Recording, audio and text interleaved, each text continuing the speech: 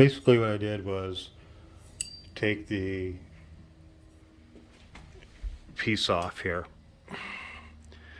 and just had to undo these 4 bolts. There's 2 sides of these bolts. They clamp down as you tighten them up, and that was it.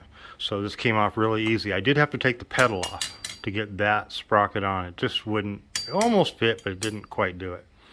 So that's all you do basically, is you start by taking this off,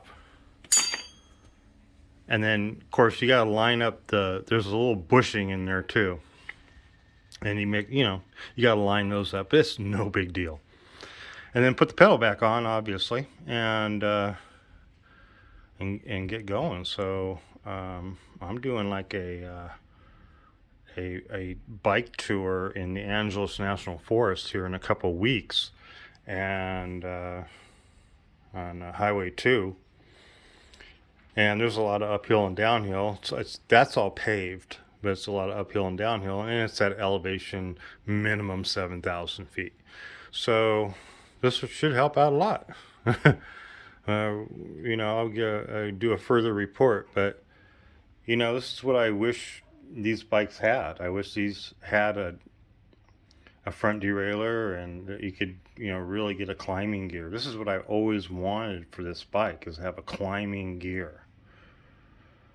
I mean, when you're out there on mountain bike trails and stuff, and some of that stuff is steep, and I don't care how much you crank up the engine, I don't care or motor, and I don't care how good a shape you're in. You're not going to get up there with this 70-pound bike. So we'll see how it goes. I'm hoping for the best. I will say that it takes a little bit of safety out of it, of course, because you have this all open now. So those of you who wear pants, I never wear pants when I ride. I always wear riding shorts. Not the Lycra ones, the regular looking shorts. I hate the Lycra.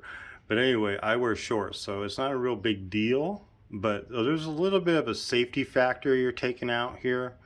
So I would recommend, really thinking it over before you do anything like this. Don't take my recommendation for it. But if this is something you think might help you out, it's an easy fix. If you don't like it, you can take it off really easy too. So anyway, that's just one more little thing.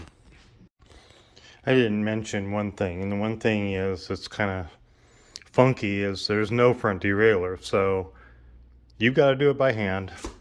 So I'm going to try to do it with one hand, and see if I can get it here.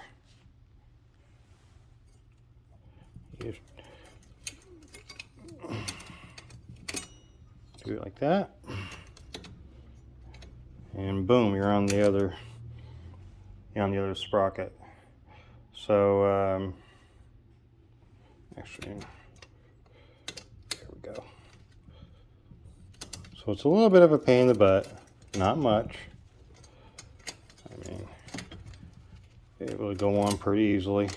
There you go. And